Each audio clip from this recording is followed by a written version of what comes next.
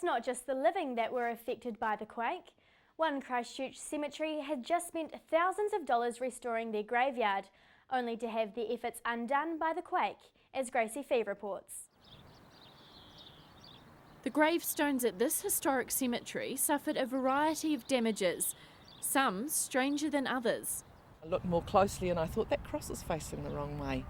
All the rest of them are facing east, and it's completely swivelled on its base. And I would have loved to see it happen. It must have been the most amazing sight. But you can see now it's not square on the base, it's not safe. It was just quite one of the strange things that happened during the earthquake. St Paul's Cemetery suffered damage to more than 800 headstones, and having opened in 1853, tracking the families of the deceased to pay for repairs wouldn't be easy. I only know 3 of the families that these stones have been affected, so we've lost contact with the rest because the cemetery closed about the year 1900, and you don't necessarily keep contact with all those families for 110 years. So if not the families, who pays?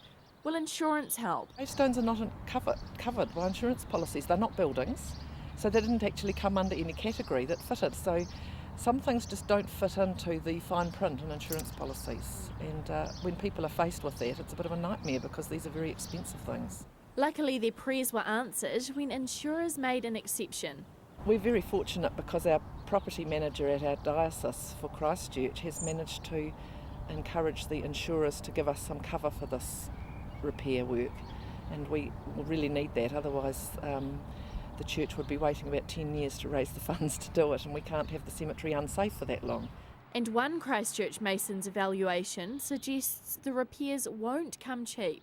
Maybe 10,000, maybe more. It's, I guess, to an extent, what we need to do to the stones, whether we're going to sit them back in their original position, and to be sure that they are able to withstand further earthquakes if they come across. We build stones or install headstones to last a lifetime, but we don't factor in 7.1 magnitude earthquakes, unfortunately.